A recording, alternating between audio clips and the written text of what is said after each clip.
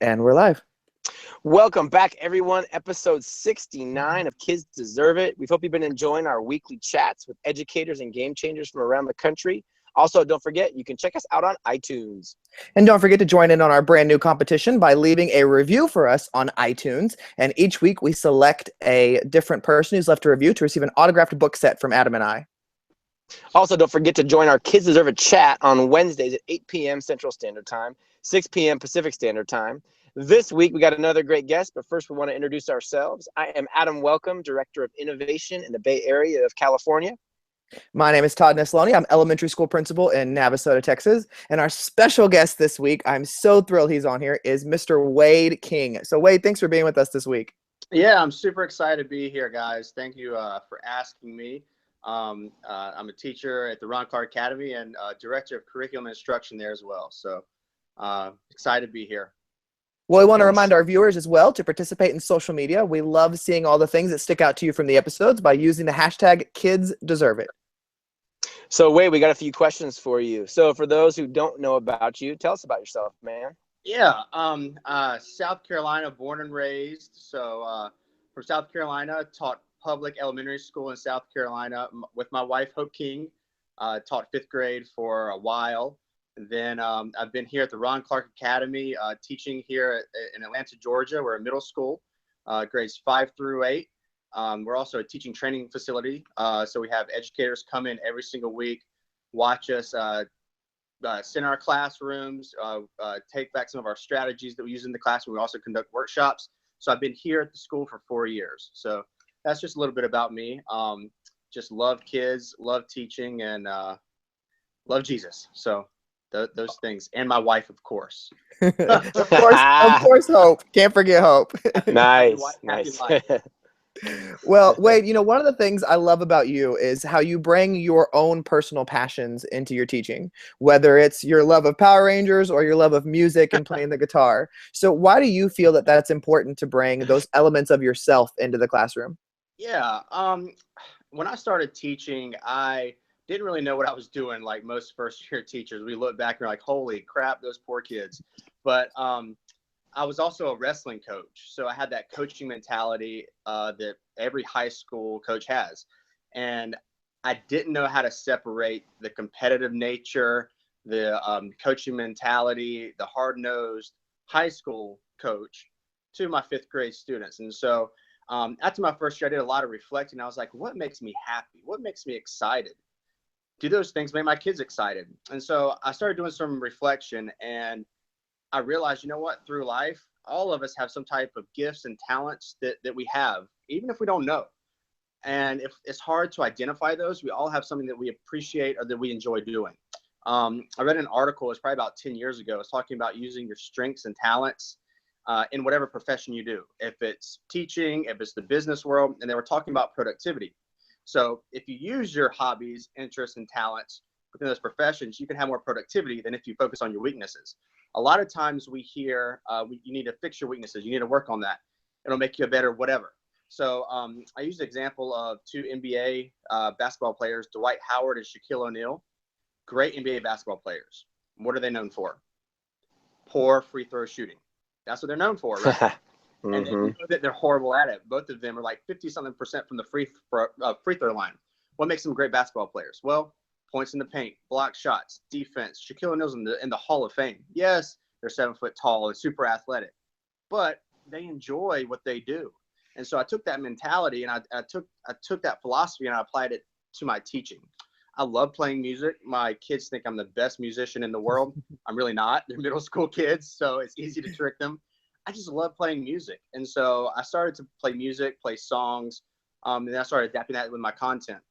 And then I said, you know what? I want to do a little something different because, for example, at RCA, our students loop with us every single year.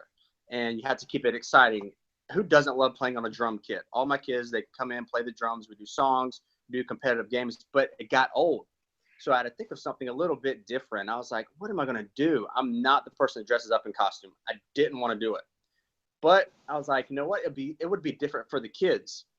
If you connect content with experiences, students are going to remember it. All of us, no matter where we are in the world, we remember positive experiences and negative experiences, no matter what they are. And so I said, you know what? I'm going to go for it. I'm going to do it. So my wife, Hope, that's something that she's really great at. Room transformations, that's her go-to. That's her niche. And I said, you know what? I'm going to partner up with her. So last year we both taught 5th grade, and we did a lot of lessons together. And we connected Pirates of the Caribbean and Jurassic World and Super Mario Brothers, and found interesting things for the kids. And so I kind of learned from her what to do. And I saw that the students really loved it because it was something that was totally different. Something that was different from how I normally taught. You have to do the unexpected to set that stage for the students to learn. So it kind of just morphed into what you see, more Power Rangers, right? But love Power Rangers. Luckily, my 8th graders love Power Rangers too. So I talked to it because they watch Netflix and all that good stuff.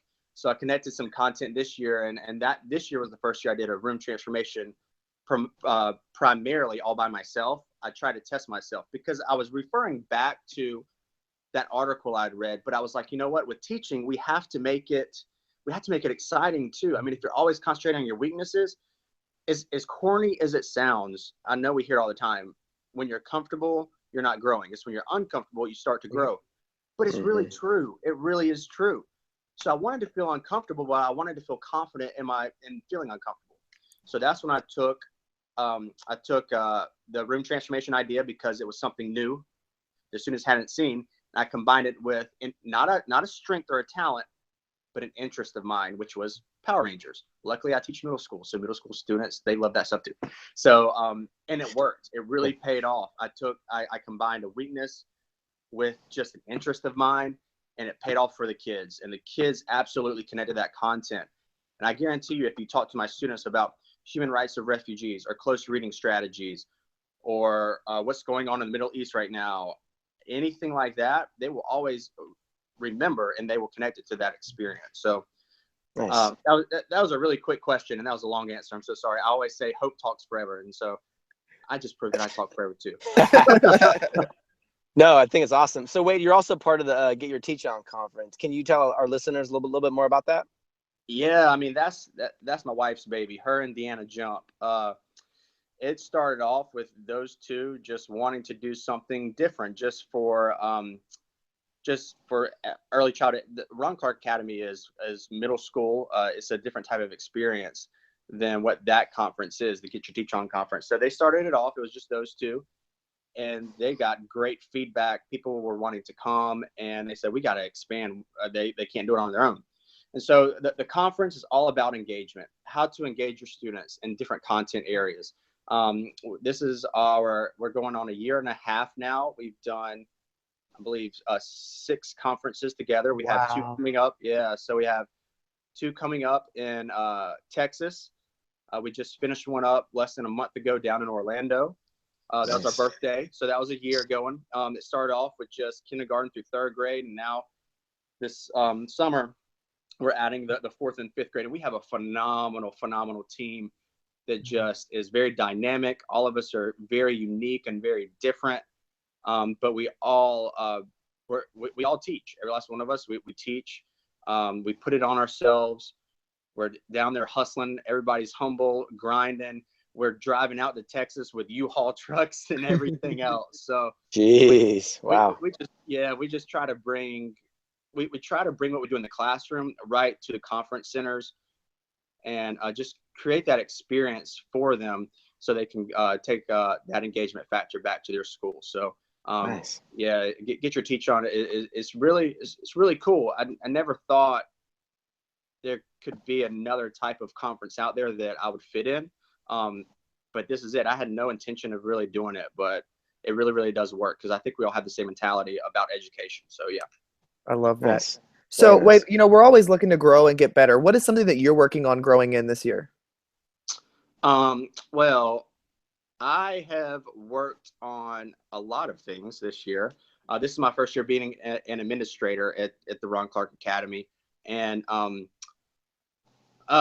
being an administrator is a really cool position, but you have to be an organized individual. You have to be. And so I have never been an organized individual at all. You can ask my wife. I'm just a complete mess. When I grew up, I was abused really bad. by my stepfather, and bounced around from home to home, became a ward of the state, was sleeping out of my car. Well, before that, I was sleeping on park benches, just had a really tough upbringing. And so growing up, I didn't really have anybody telling me how, oh, you need to keep this organized. You need to keep, but when you're in a position as an administrator, you have to learn how to do that. And so it's taking those life experiences and kind of departmentalizing them or compartmentalizing them, and just understanding organization in my mind, but also organization with, okay, I have to understand where each individual student is coming from, but I also have to understand where each one of my fellow teachers in the school is coming from too, because I'm not only an administrator, but I'm also a teacher as well. Right. And so every teacher is also my colleague. And so being able to understand where they're coming from and just constantly serving and living for the Lord and making sure that I'm being that servant leader is probably an everyday battle.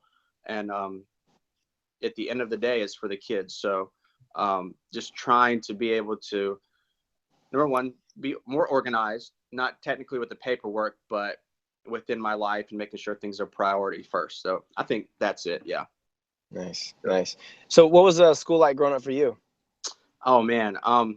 It was not very good. I didn't really, so like I said, I mean, I was abused really bad. I was taken into my grandmother's home at the age of 3. We moved to Athens, Greece, and we were there for 11 months.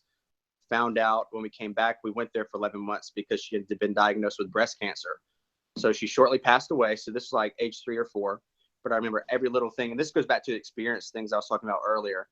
And I remember every little thing that was done to me, the bad ones, the terrible ones.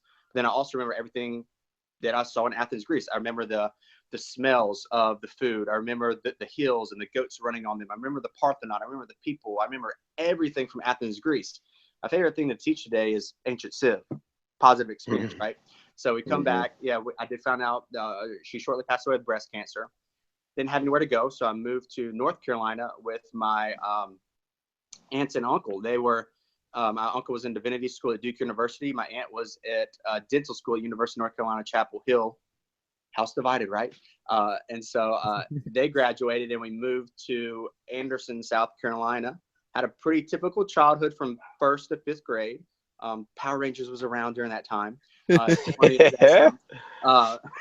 nothing to do with anything. I just make it work. That's right. I mean, I enjoyed school at that age. I liked it. I had teachers who were great for me. They supported me, but I was always that person in school who was always thinking, how am I going to I was having to motivate myself. I was having to think to myself, okay, I'm going to go in here today. I'm going to pretend like this is a mission impossible, or I've been a secret agent or whatnot. That's what I would do when I wake up in the morning. Well, in 5th grade, my aunt and uncle, they divorced. My uncle, he's my only blood relative. He moved to North Myrtle Beach, South Carolina. So I had to go live there with him. This is all 6th grade. Remember, he's supposed to be a pastor, right? Well, he got kicked out of the United Methodist Church for drinking, becoming an alcoholic, gambling, doing drugs. Then he pretty much sold everything that was supposed to be passed down to me that my grandmother had left for me. And then he just disappeared. So I ended up living on my friends' couches. I still have asthma so bad, so many obstacles and physically in my life that way. And so I was having to steal inhalers from Revco. There were those little Goonie Primatene Mist inhalers at the time. I was sleeping on park benches at night if I couldn't sleep on a friend's couch. But I would always go to school. Why would I go to school? Well, I was always fed. I would get breakfast. I would get lunch. I was always fed. And so wasn't a great student, but I wasn't a behavioral problem either. It was in 10th grade. Well, I'd always tried out for basketball, and it never happened. And I'm 5'6" as a grown man. It's not one of my gifts, not one of my talents, like we were talking about earlier. But I did see these guys rolling around in the wrestling room. And I said, you know what? That's me. That's who I'm going to be. Luckily, these weren't your crazy, wacko wrestlers.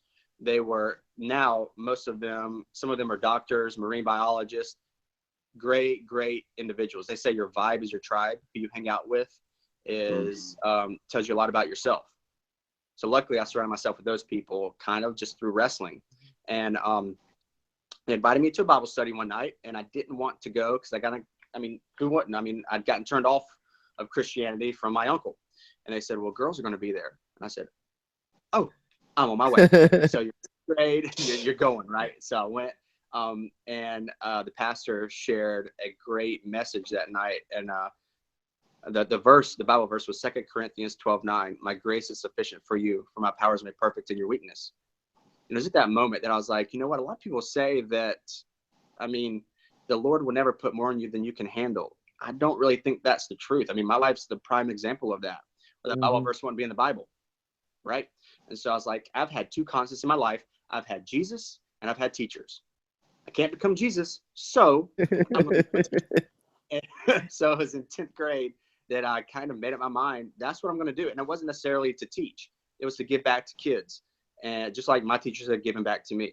So long story short, ended up graduating high school, went to Anderson University, wrestled there. I worked 3-4 jobs to get through school, wrestled at the same time. Not sure if you're supposed to do that with the NCAA, but I did anyway because I had to.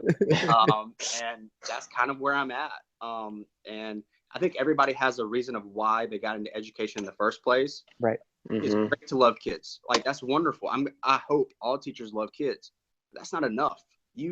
Why do you love kids? A lot of us growing up, I'm sorry. A lot of us teaching and that are a part of education, we wake up when it's dark outside, and then most of us go home when it's still dark outside, or it's about to be dark outside. A lot of teachers are on medication. Why do we put ourselves through that throughout the school year? Do we put ourselves through that just because we love kids? Well, why do you love kids? Right. Why do you care for kids? What is your purpose of really doing this? And so that's just my story. But we all have our own story, and it's all different. So growing up, going back to your question, I was a okay student. I loved my teachers. I loved being at school. I just didn't really excel, I guess, right. But I was trying to survive at the same time. And a lot of America is like that right now. And it's a problem. And teachers need to be that motivation for their students. They need to create those positive experiences in the classroom for their students that otherwise they don't have. And connect it with content. They're going to remember it. Promise. For sure. All right, Wade. Every week we like our guests to leave a challenge for our viewers. What is your challenge for the week? My challenge this week, I have two. Okay, I'm sorry. Don't get mad at me. Okay. All right. So I have two. One is one's going to be one that they can apply like starting tomorrow, but another one I just want them to reflect. So we'll talk about the reflection first. I talked about your why. Why did you get into teaching in the first place? And it's okay if your why changes. My why has changed a little bit since I've moved to Atlanta. So I just want people to reflect on themselves. Why do you teach in the first place? If you're a science teacher, I hope you didn't get into teaching just because you love science. Why did you get into teaching in the first place? And then my second one is, I challenge everybody to email at least 6 parents, just 6 parents this week, something positive about their student. It's something that we've been really mindful about just with our teachers who come in, and that's something that we're big on, is being positive in relationships with parents in any way. And so those emails to parents this week, and the reflection on what's your why? Why'd you get into education in the first place, and why do you do it?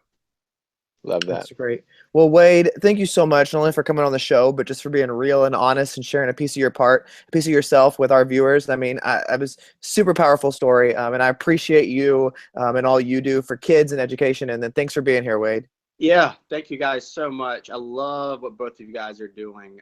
It's awesome to be here, and thank you for letting me be a part of it. So I really appreciate you guys.